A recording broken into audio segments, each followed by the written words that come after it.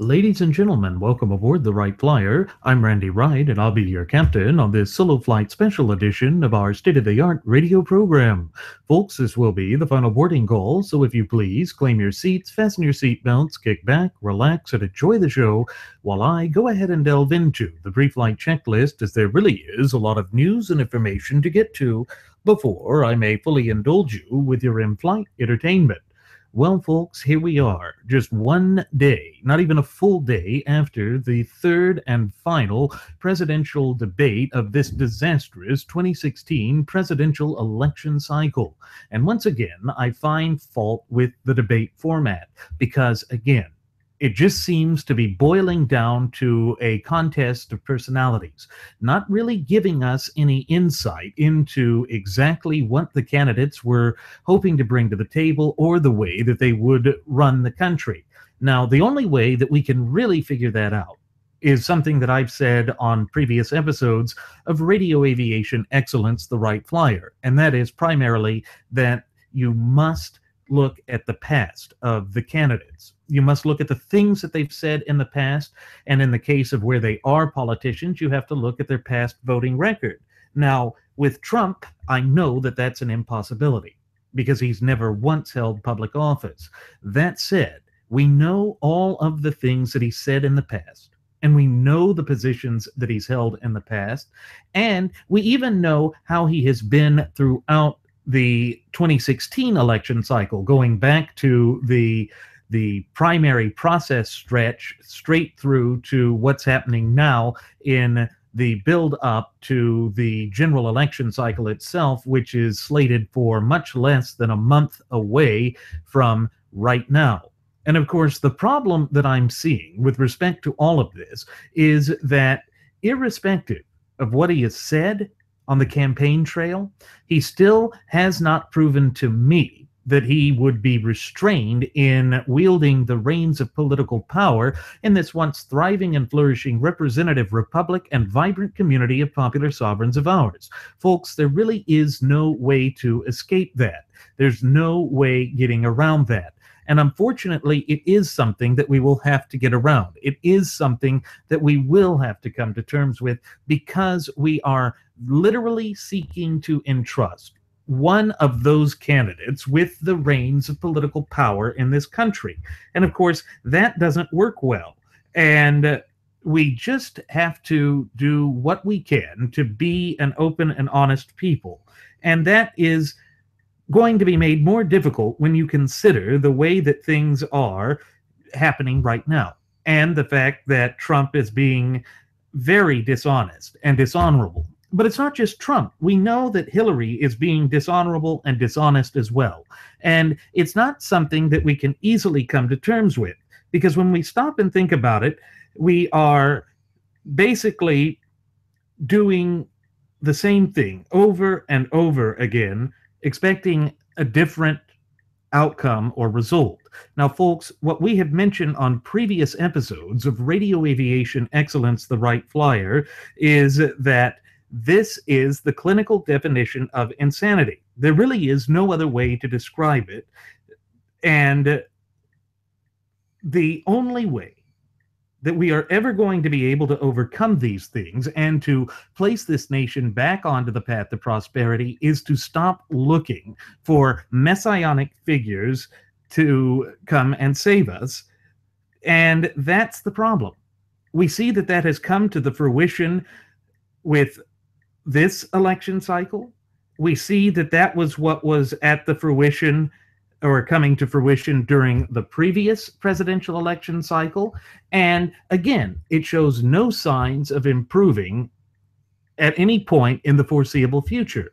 I wish this weren't the case, but what I witnessed last night on that debate stage really was disgusting. Because again, Trump was asked one of those sorts of gotcha questions by Chris Wallace over there at the Fox News channel about whether he would concede defeat if that would happen. As we all know, most of the polls right now are showing Trump trailing Clinton by what could only be described as landslide margins. It's not something that we can take lightly. And it's not something we can just ignore, but it is there, and it is getting worse. And the fact that Trump's response to that question was basically that he wasn't going to do diddly squat with it, that he would see at the time. So in other words, he's again being an agent provocateur of chaos. He is sowing the seeds of chaos within the United States of America, and I don't think that's good for us. I don't think it's good for a healthy type of electoral process. I don't think it's healthy for our nation.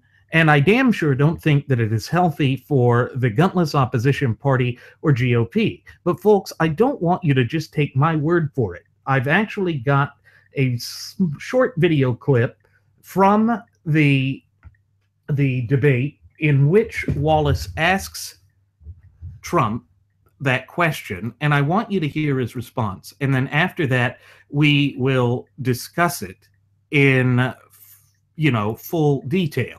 And so here we go. I'm going to go ahead and get that up now so that we can play it and then discuss it.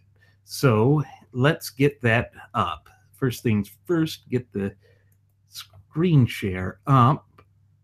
There. Okay. And then switch over. So here we go. Mr. Trump, I want to ask you about one last question in this topic. You have been warning at rallies recently that this election is rigged and that Hillary Clinton is in the process of trying to steal it from you. Your running mate, Governor Pence, pledged on Sunday that he and you, his words, will absolutely accept the result of this election. Today, your daughter Ivanka said the same thing. I want to ask you here on the stage tonight, do you make the same commitment that you will absolutely, sir, that you will absolutely accept the result of this election? I will look at it at the time. I'm not looking at anything now. I'll look at it at the time. What I've seen is so bad. First of all, the media is so dishonest and so corrupt, and the pile-on is so amazing. The New York Times actually wrote an article about it that they don't even care. It's so dishonest, and they've poisoned the minds of the voters. But unfortunately for them, I think the voters are seeing through it. I think they're going to see through it. We'll find out on November 8th, but I think they're going to see through it. But, sir, if you look, excuse me, Chris, if you look at your voter rolls, you will see millions of people that are registered to vote. Millions. This isn't coming from me. This is coming from Pew Report and other places. Millions of people that are registered to vote that shouldn't be registered to vote.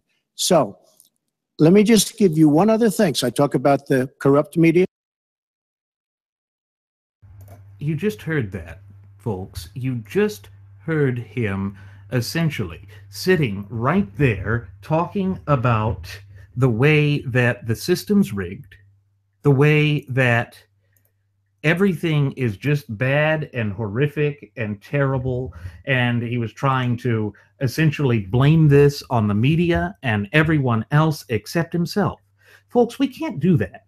That is playing with fire. And it's more than just merely playing with fire. That is essentially telling the electorate that their voice doesn't matter. But the other problem that I have with it is that it ties directly in to this whole notion, this erroneous notion that has been foisted against us by the frothing at the mouth Fabian socialist leftists, that the gutless opposition party, or GOP, is essentially trying to tell people they can't speak. Now, maybe what he meant in context of all that is happening, and I'm trying to discuss this in all reasonable fairness, is that, illegal aliens were being allowed to register to vote, and that we don't have ID processes in many of the states, and that the courts have been proactively working, trying to shoot that down. But again, I just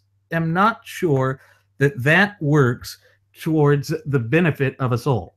I think that that plays once again into this tired and trite notion that has been pushed forward and has been the dominating strain with respect to the left. And they want to make the Republican Party and indeed the conservative movement in these United States look awful. They want to make us look as though we are inhumane, that we are tyrannical and oppressive. In a sense, folks, what they're really doing is they're projecting their own self-image onto this. They're projecting their own foibles and shortcomings onto the Republican Party, and I just don't think that that is either fair, nor do I think it is accurate. But it is what we see that they're doing. And unfortunately, with Trump saying the way, saying what he did there, the way that he said that, it just paints that ugly picture. And of course, one of the things that we have oftentimes warned about on previous episodes of Radio Aviation Excellence, the Wright Flyer, is this notion that Trump basically satisfies all of these two-dimensional stereotypical caricatures that the left attempts to pigeonhole the right with in the United States. And folks, that shows no signs of improving, no signs of changing. But this sort of bravado that has become the hallmark of the Trump candidacy and the Trump campaign just is beyond shocking. It is beyond disgusting. It shows us that we are not overcoming the hurdles, obstacles, and adversities that have been placed in our path, both as a nation and as a people, by the left. Why? Because Trump doesn't even, to my mind, understand what's happening or even care what's happening. He's trying to rewrite everything. And for what purpose other than to try and find some way to line his own pockets? That's what it comes down to. It comes down to the whole notion that he has been but a plant. I can think of no more of an apt description for him other than working to upset the electoral process. And folks, while we don't give all that much credence to polls, it is important to note that some of the most recent polls show that Texas, my home state, is now all of a sudden a toss-up state. The state with the second most electoral votes in the entire union of our 50 states is up for grabs. In other words, Texas, which has always been a stalwart for the Republicans and a very staunch red state, is now turning purple. Why? It's because of the disastrous qualities of Trump as a candidate. It's because he goes out and has no moral compass, and then the way that he treated Texas Senator Ted Cruz throughout the primary process probably plays into that as well. I know that it was irritating to me, but it's not just about personality. It's the willingness that he has to just go out there and say things that simply aren't so, things that do not correlate with reality. And that's what you would expect from the Democrats, not from the Republican. And you see, that's part of the whole thing. When people sit there and say, why aren't you guys bashing Hillary Clinton to the same extent that you're going after Donald Trump? Well, we always knew, based on the 30-plus years of Hillary being involved in the arena of American politics, that she would never represent us. Trump, on the other hand, has become the nominee of the gutless opposition party, or GOP. That means that he is supposed to represent the conservative movement, that he is supposed to represent the Republican Party, that he is supposed to represent us, but he doesn't.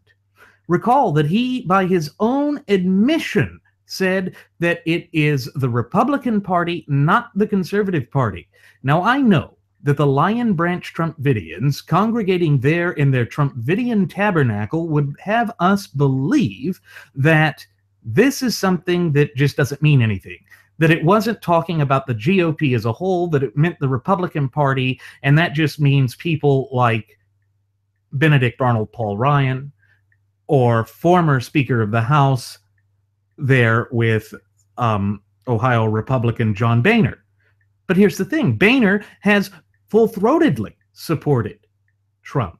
And many of the detente wing or so-called establishment wing of the GOP have thrown in their weight behind Trump and have been willing to defend him everywhere. Hell, even Texas Senator Ted Cruz has thrown his weight behind Trump and refuses to sway away from that. And a lot of that could be argued as just fear of Hillary, fear of what Hillary could do.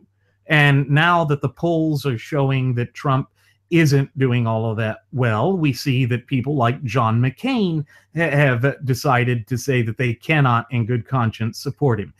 In that case, I do think it's a bit of political calculation. Of course, we expect politicians to be calculating, and we also expect our leaders to be politicians. I know that that has not been the strain or the arguments that have been made by the loudest acolytes for Trump throughout this 2016 debacle of a presidential election cycle, but it is something that we have to consider. He is a politician, and yes, the way our system is designed is to have politicians as leaders. And the whole thing is that he would say anything to placate a certain audience. And that's the problem. It's why we have such a disconcerting feeling whenever he says one thing and then goes out and does another thing. It's why also we have claimed that Trump is consistently inconsistent. But he is consistently inconsistent. He doesn't stand for anything because he doesn't really believe the things that he is preaching now. Just look at the way that he donated over $100,000 to the Clinton Foundation years ago. And then, as late as 2014, he was giving now Virginia Governor Terry McAuliffe thousands upon thousands of dollars for his efforts. Does that sound like something a conservative does? And don't just give me this willy-nilly, tired and trite defense of Trump that he had to do that as a businessman. And it really does not bode well for us. And the whole thing is that Trump says a lot of things that he simply does not mean. And then, adding insult to injury, we know that Trump does not understand the Constitution. That's why he said that there were 12 articles in the 7-article document. And really, that's not true. It just, to me, that's flabbergasting. It really is flabbergasting because Trump would have to stand up in front of the American people on Inauguration Day, raise his right hand, and swear an oath to uphold, to the best of his ability, the Constitution, to follow the Constitution. But some of the things that he's saying right now don't make any sense whatsoever. He's now, after he said in that interview with the late Tim Russert's Meet the Press, back in 1999, that he was pro-choice in every sense of the word, he now proclaims suddenly that the first thing that he would do would be to overturn Roe v. Wade. Well, the president can't overturn that. The president cannot act unilaterally. That would have to be done by the court systems, but also by the legislature, passing a legislative act.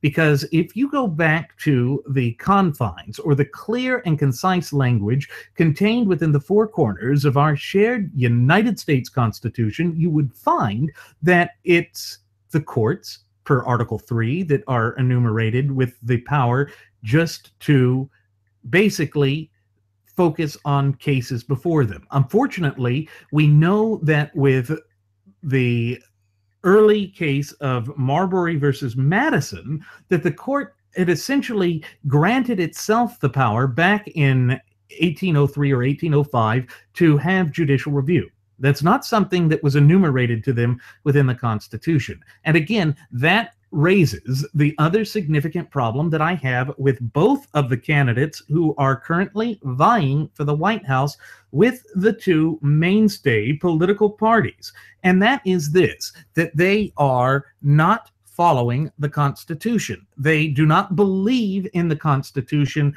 as some important thing, but it is the most important thing. It is the all-encompassing aspect of who we are as a nation and as a people, because it defines us as a people and as a nation. It also is, pursuant to Article 6, Clause 2, the supreme law of the land.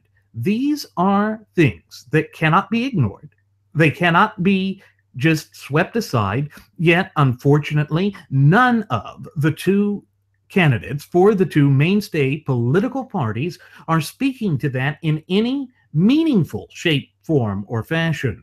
And so, again, what I see is that there are two candidates that went up to the podium last night for the last time before the Americans head into the ballot box to make their ultimate determination, advocating for gross expansion of the federal government, instead of focusing on the issues that matter to the American people. And then by Trump's refusal to look into things and then trying to obfuscate and deflect away from himself, that came off as looking as childish and weak. I wish that weren't the case. I wish that of that slate of 17 some odd candidates, we had chosen for ourselves a much better candidate.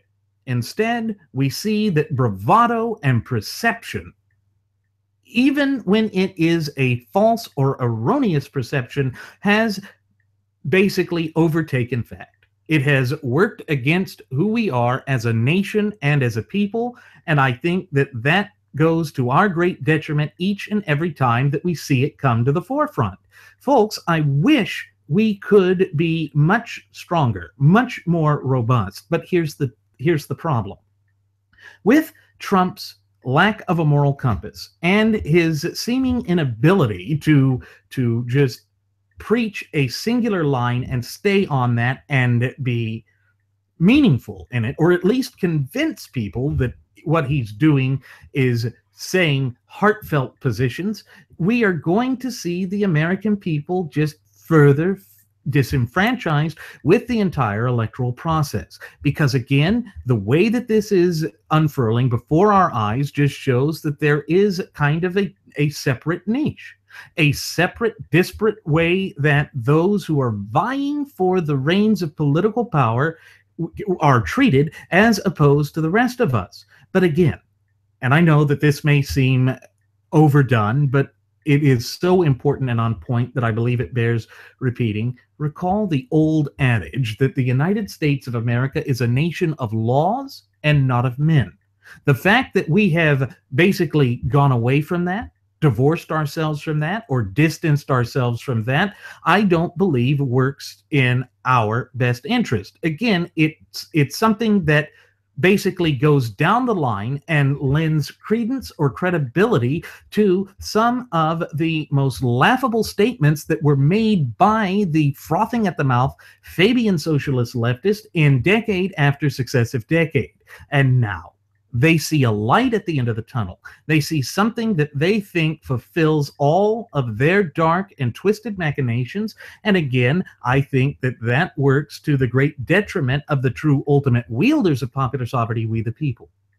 Where, again, are Trump's positions found within the Constitution? This idea that what he said during the primary process on Jake Tapper's town hall, where the three most important aspects, duties, obligations, and responsibilities of the federal government is housing, education, and healthcare. No, that's not found within the confines of the Constitution. Again, it displays a complete lack of understanding with respect to the Constitution. But folks, that should come as no surprise. It should come as no surprise whatsoever. And then in the lead up to the debate, one of the things that Trump had said, and it's a consistent criticism I've had of him with respect to his debate performances, is that he said, the way that I prepare for a debate is just to rest. Why are you not preparing for the issues? Why are you not prepared to expound upon the policy positions that matter to the American people. Again, it's because ultimately he's not in this to win it. Folks, just look at the way that he has been conducting himself ever since he first officially threw his hair into the ring back in July of 2015. He has not been doing this for your best interests. He has not been doing this for any of us. He has been doing this for some sort of ego position, an ego strike. And maybe on the grounds of nepotism, he's looking to pave the way for his children to have a political future within the Republican Party. But again, some of his children, particularly Ivanka, don't follow traditional conservative views, don't apply traditional conservative outlooks. Rather, they are, if you recall, with Ivanka, pushing to have mandatory minimum federal wage and paid maternity leave and paternity leave, all of these things that expand upon the power of government. But I want to remind you of a notion that has been ignored by the Supreme Court for well over a century now.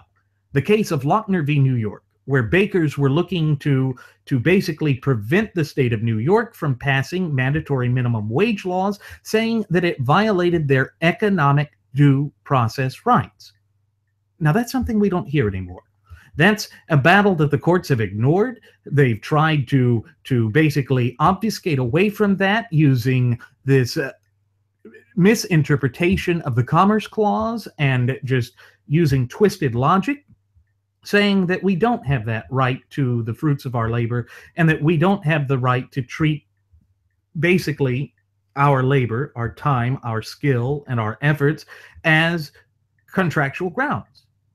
I'm sorry, but we do. That is what it means to have a free and open market. Unfortunately, we see that the way that this rogue, tyrannical, and dare I say, ultimately illegitimate federal government has been acting has been to ignore that, to basically assume the position that these things do not apply within the United States anymore. That the only ones who have the power and the wherewithal to say that is the federal government. But when you go back to the beautifully poetic and concise language, the opening lines of our preamble to the United States Constitution, you see that it is we the people, in our capacity as the true ultimate wielders of popular sovereignty in this once thriving and flourishing representative republic, that created this government, that own this government, and therefore, when the government acts in such a way as to violate our rights, then that government is in breach of contract. Because if you stop and consider that the United States Constitution is the greatest social compact or contract ever devised by the hands of men, yet divinely inspired by providence above, you see that the two parties to that contract are we the people and the government. And therefore, when you look at the language of the First Amendment to the Bill of Rights, or the first 10 amendments to the United States Constitution, you see that one of the parts of it is that the American people are allowed to petition their government for a redress of grievances. But when the government fails to even act in accordance with that, it falls squarely on our shoulders again. Our shoulders through the ballot box, our shoulders through the legal system, and other avenues as well. This is something that the frothing at the mouth Fabian socialist leftists don't want you to consider, because it means that you would have the ability to sit back or to step back and say, hey, wait a minute. What I'm seeing here tells me exactly that these people are not acting within my best interests, and I am the one who has the best way to represent our interests. Recall that the founding fathers fully and unequivocally believed that we, the people, carried the best way to approach solving problems that face us. That was part of the whole impetus behind that long, drawn-out, bloody affair known as the American War of Independence. And so we have to be cognizant of that. We have to be aware of that, and we have to live by those rules and standards. Otherwise, we just have to recall that we wield far greater power than we ourselves recollect or recall, that we are the ones that hold true sovereignty in this country, and that has been the way it has been since the inception of this country. Now, yes, all of these nefarious forces are trying to operate and act in such a way as to take that away from us, but that is not the correct approach to the American system of polity. It just is not.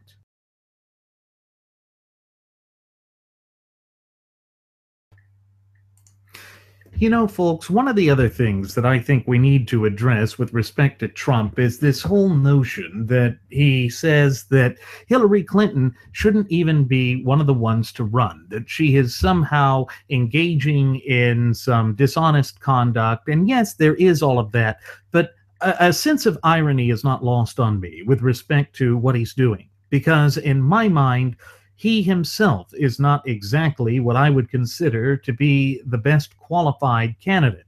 Of the slate of 17 candidates that were originally vying for the gutless opposition party, or GOP, nomination, I think that he truly was the least qualified among them. And that's something I don't think can be ignored.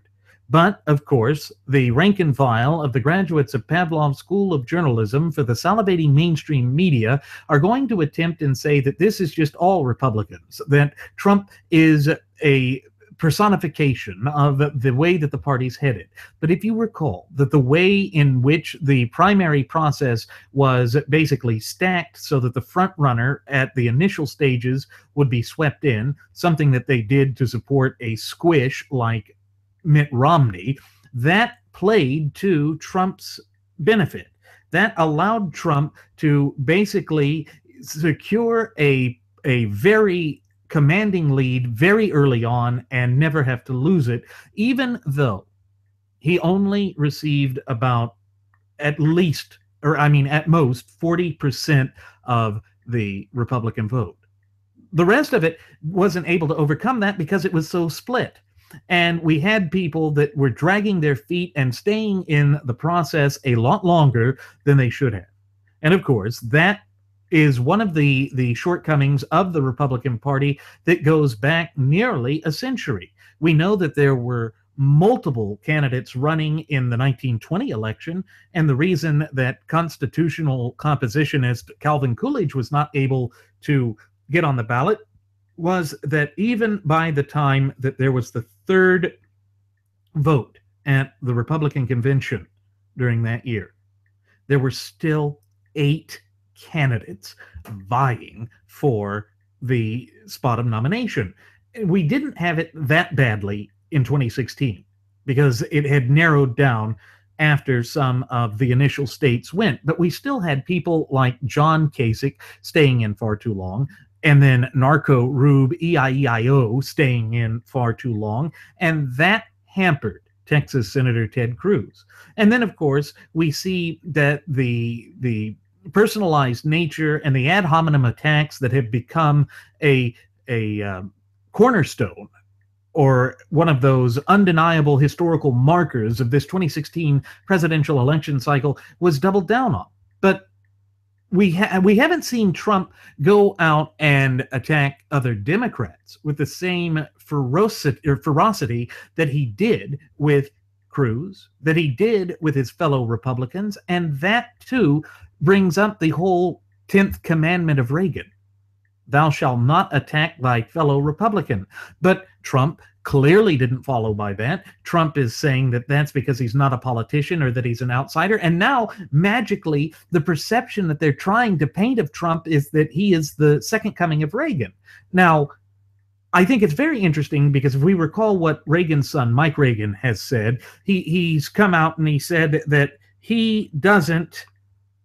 that Trump doesn't represent Reagan, and he doesn't act like Reagan because he went out of his way to ensure that he besmirched and belittled Reagan during the Reagan years. He supported Mondale. He supported Carter before that. And he supported Dukakis. Those are not candidates that a true conservative would support. And to claim that conservatives would do that just is beyond the pale. it tells me that there is a false narrative, a propagandistic projection that is attempting to be pushed to the forefront all throughout this 2016 presidential election cycle.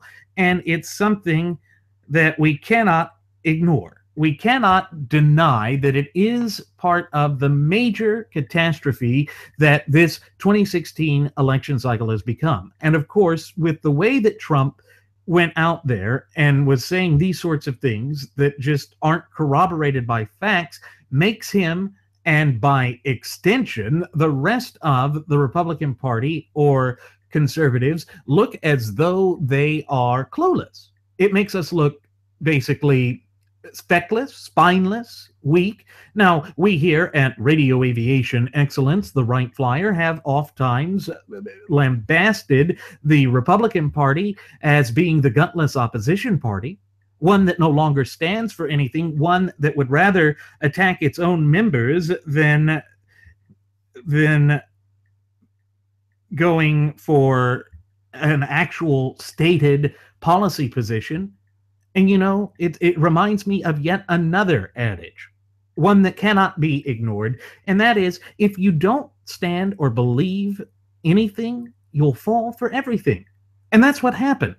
We have fallen for the dark, twisted machinations of a con man, because we no longer, as a political movement, stand for or believe in anything other than opposing the other guy, or gal in this case.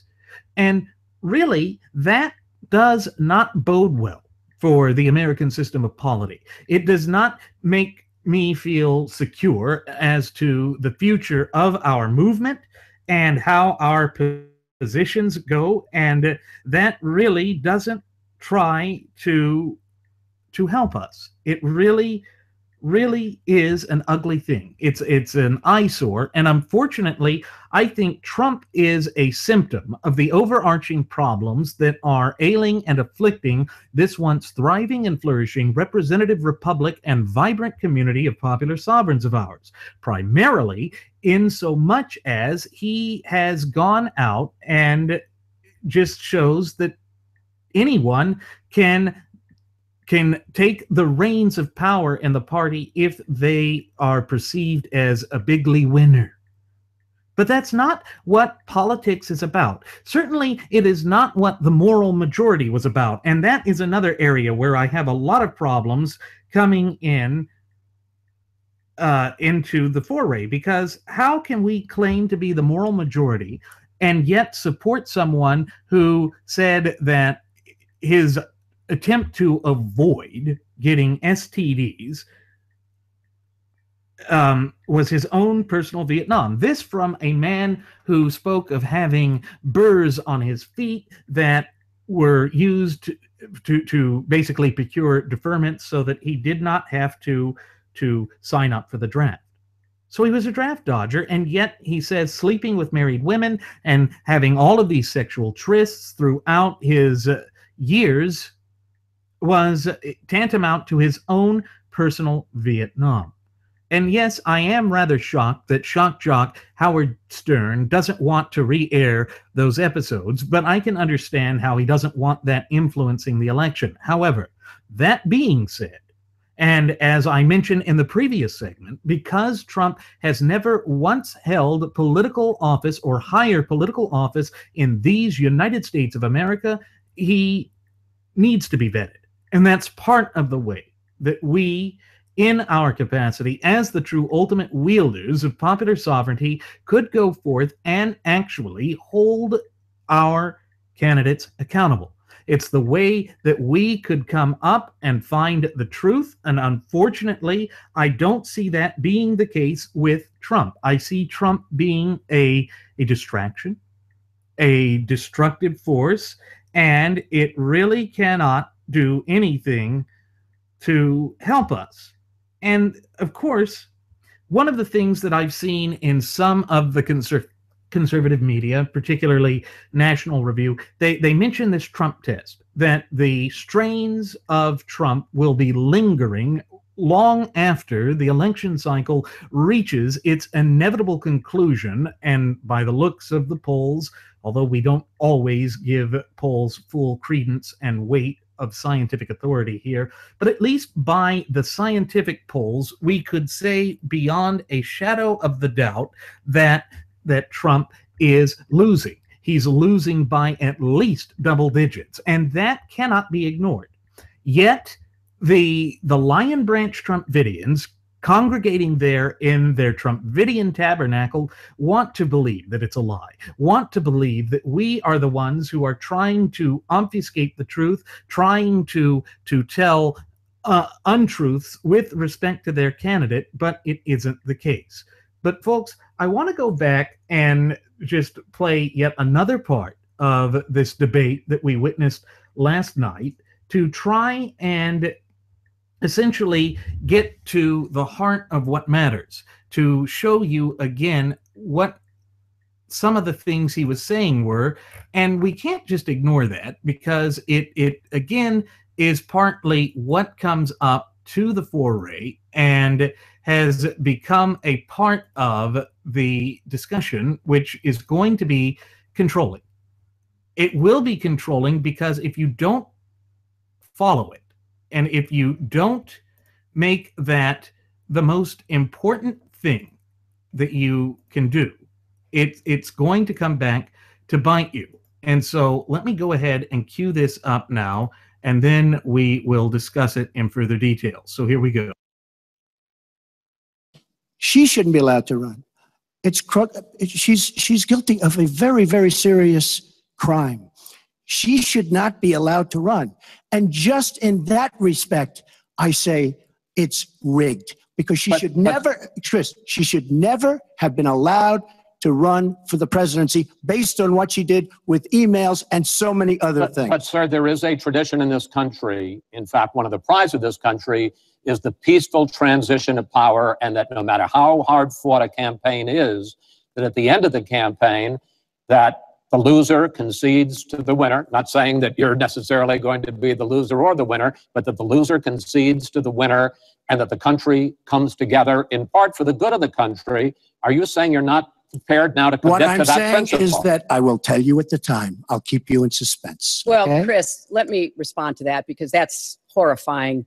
You know, every time Donald thinks things are not going in his direction, he claims whatever it is rigged against him.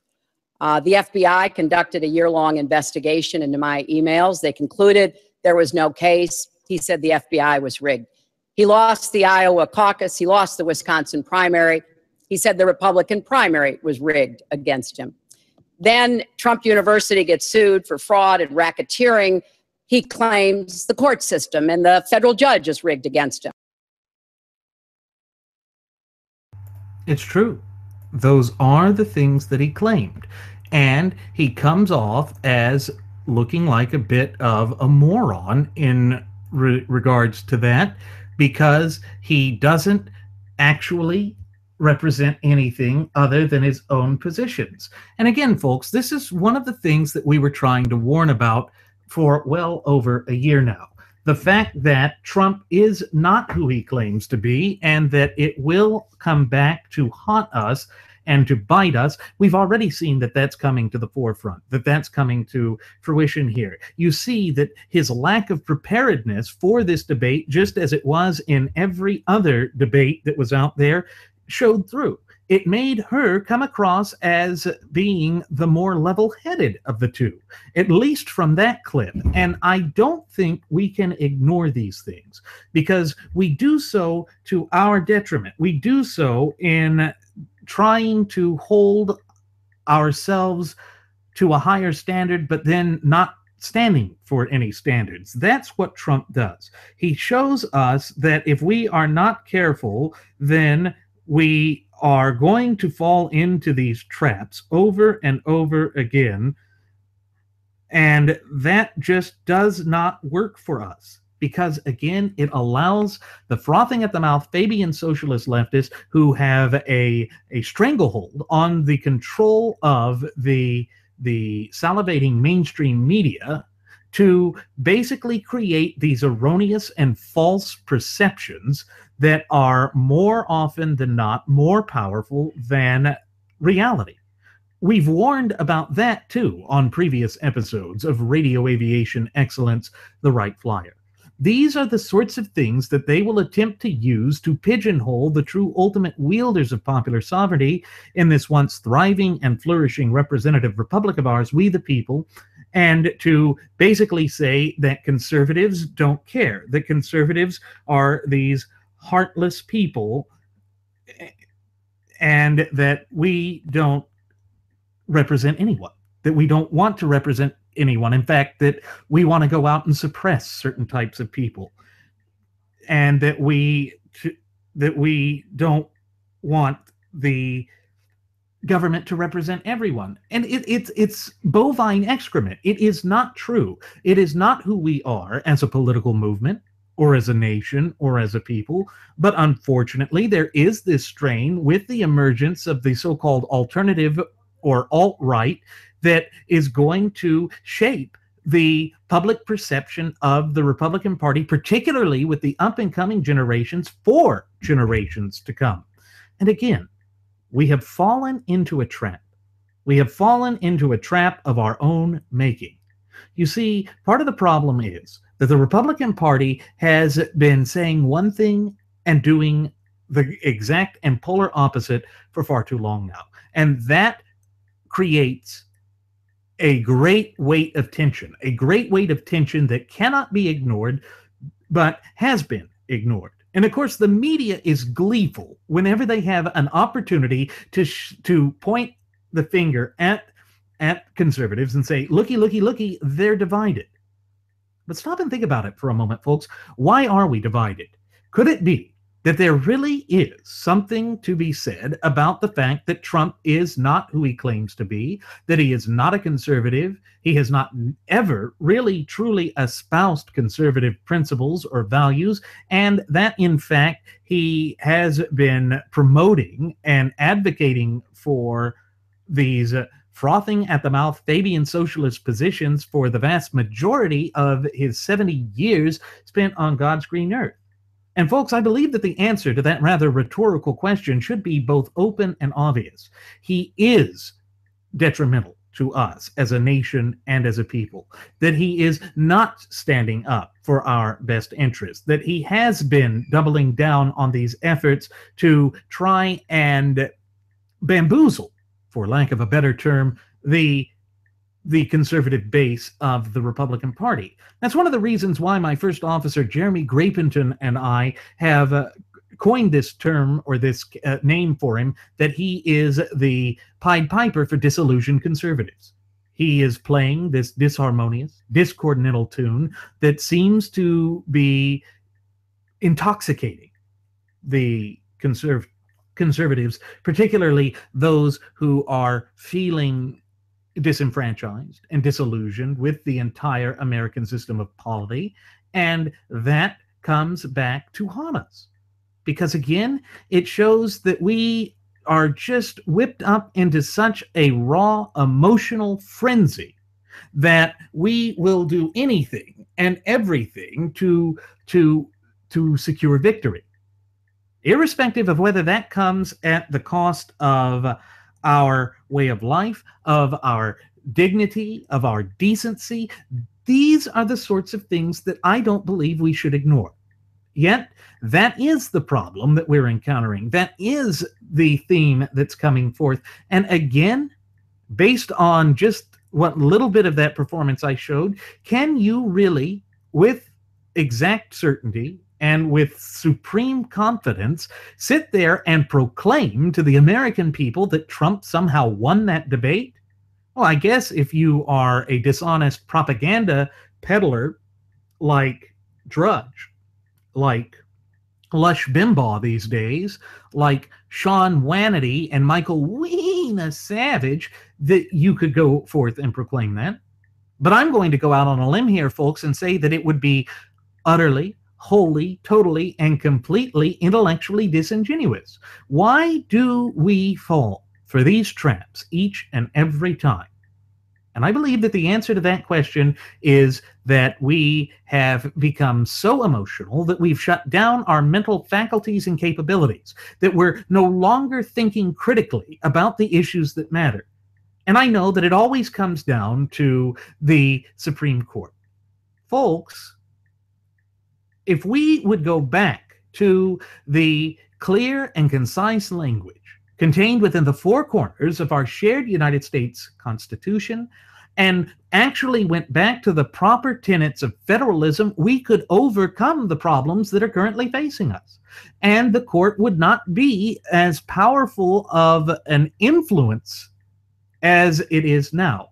In fact, that's part of the problem. I think that what we see is, with respect to the great amounts of power that is wielded by the Supreme Court, shows just how dangerous it is when we divorce and distance ourselves from the proper scope and application as well as constraints of government as outlined and mandated by the Constitution.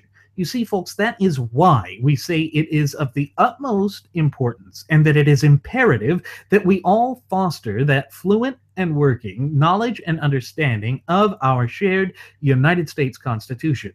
Because in so doing, we ensure that our national heritage, character, spirit, but above all, identity continues uninterrupted. It allows us to overcome the hurdles, obstacles, and adversities that have been placed in our path by a rogue, tyrannical, and ultimately illegitimate federal government. Those are all things that we have to keep in mind. But have you really heard the Constitution mentioned much in this entire electoral process? Have you heard it mentioned during these debates, other than just in a slight passing in order to score mainly political brownie points? I'm going to go out on a limb here and say that I have not. I have not heard anything within these debates that makes me feel confident that we are headed in the right direction. I have not seen anything within these debates that makes me feel as though either one of these two candidates is whom I would deem qualified to wield the reins of political power in the United States of America. And folks, that is something that's troubling. It tells me above all else that what we have happening with respect to our system of polity is a great charade. Something that no longer focuses on those issues that are ultimate concerns for us in our capacity as the true ultimate wielders of popular sovereignty. In fact, nobody is talking about truly restoring power to the American people. No one is talking about restoring the government. We know that one of the great imageries that has been pushed forth by the Lion Branch Trumpidians in their headquarters at the Trumpidian Tabernacle is that Trump is the wrecking ball that's going to end corruption. But what they fail to realize is that what we need is not a wrecking ball, but a way to restore a building, a way to restore the United States Constitution. The whole fact that we have gone away from that, the whole fact that we have ignored that, really does reflect poorly on where we are headed, both as a nation and as a people. And unless and until we begin to seriously consider the shortcomings that have been afflicting us and this just willingness on the part of all of those in the upper echelons of political power to disregard and ignore the Constitution, we are going to continue to see this death spiral not only continue unabated, but it is going to accelerate exponentially. And again, I think we could ill afford that, particularly when you consider that right now, as I sit here speaking into this microphone, conveying this message unto you, the United States of America is in the grips of a constitutional crisis and an identity crisis. Those two things are working in tandem to further weaken the nation, to further distract us from the things that would literally help place us back onto the path to prosperity. And of course, we don't see either one of the two mainstay political parties addressing that in any meaningful or any substantive fashion. And that should be sounding off alarm bells and sending up red flags for every decent, hardworking, red-blooded American citizen. Why? Because again, it shows us that the way that the election system is working is, in a sense, rigged, but not the way that Trump is saying. It was rigged in favor of Trump during the primary process, and now it is playing out like political kabuki theater at its worst. And why is it that that is what comes to the foray and to the front and becomes the all-encompassing narrative of election cycle after successive election cycle? It's because these nefarious forces that are guided by the dark and twisted as well as manipulative machinations of the frothing at the mouth Fabian socialist leftists have somehow clutched the reins of political power in this once thriving and flourishing representative republic and vibrant community of popular sovereigns of ours, and they do not want to let it go. They do not want to back down. They do not want to see the American people regain control of the reins of political power. And so, again, it is a false narrative. It is a false dichotomy. It is all done to essentially tear the heart out of the true ultimate wielders of popular sovereignty, we the people. And again, how does that serve us? How does that serve our best interests? Well, I'm going to go out on a limb here again, folks, and say that it does not serve our best interests, and that essentially the two mainstay political parties have become just flip sides of the same coin. They are both about greed. They are both about power. They are both about corruption. Damn the American people. And of course, that goes in stark contrast and is diametrically opposed to the foundational image that our founding fathers had for this nation, going back to its inception some 235 plus years ago. Folks, we must pay attention to this. We must not allow these frauds, these hucksters, these charlatans, these con artists and snake oil salespeople to dictate the destiny of our nation. They don't have that power. They are not endowed with that sort of authority, and it is high past time that we, in our capacity as the true ultimate wielders of popular sovereignty, recall exactly what that is, and that we go back to demanding that the government operate within the confines of the proper scope of power and authority as defined, delineated, and mandated by our shared United States Constitution. Now, I know that that is far easier said than done, but it must be done. And the only ones who are capable of that, the only ones that have been endowed with that proper authority and the wherewithal to achieve that, is none other than we the people. Because, as we have so oft times reiterated, the only way that a nation can be free is if the people are the ones that control it. And you see, I don't see Trump being a man for the people, and I don't see Hillary Rotten Clinton being a woman for the people. They are not advocating for positions that serve the best interests of the American people. And again, that works to our great detriment in this once thriving and flourishing representative republic of ours. You see, if you recall what Benjamin Franklin had said at the end of the Constitutional Convention, when that young woman ran up to what is it you have given us? He, in complete and full sagacity, told her a republic, and then he added the caveat, if you can keep it. Now, folks, that says unequivocally and in no uncertain terms that the duty, obligation, and above all responsibility of maintaining and safeguarding our representative Republican form of government falls on our shoulders and our shoulders alone. There's no way around that. There's no way to candy coat that or to sugarcoat that. That is exactly what we must do as a nation and as a people. But of course, that is not what the graduates of Pavlov's School of Journalism for the salivating mainstream media will convey. That is not the way that the historical revisionists and the Common Core education standard bearers will have it pushed, because again, it means that we're taking power away from them. They are just incapable and unwilling to strip or divorce themselves from their dark and twisted, politically motivated machinations, and that ultimately plays out in great detriment to the American people time and time again. Folks, we must be cognizant, aware, and willing to do what is necessary to place this nation back onto the path to prosperity. And that duty, obligation, and above all, responsibility is ours. Now, it may seem as though that's some abstract notion that we repeat far too often here at Radio Aviation Excellence, the Wright Flyer, but it is something we cannot ignore. It is something that we cannot escape. It is part of what our destiny is, both as a nation and as a people, and therefore we here at the Wright Flyer will never back away from being the voice for freedom.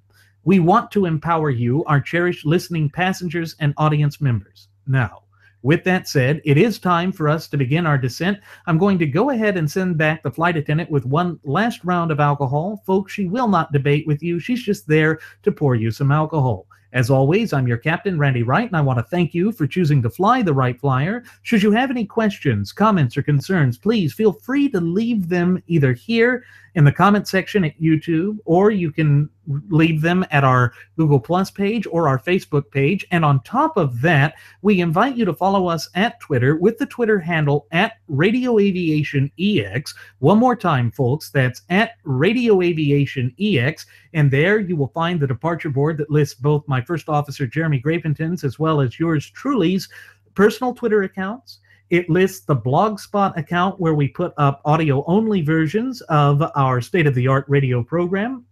And then there is the Cafe Press account, which I'm also listing in the description of today's program, where you can find all sorts of trinkets and goodies with our original Radio Aviation Excellence, the Wright Flyer logo on it, or our first class passenger logo on it. We have for very reasonable prices hats, shoes, apparel, drinking glasses, shot glasses, watches, clocks, bumper stickers, buttons, laptop protectors, tote bags, you name it, we've got it. Take a look. There's something there that will meet your needs and be affordable to you and allows you to have a way of saying, I care about the United States. Folks, go ahead and take a look at that. And as always, we will see you again next time. Please do take care.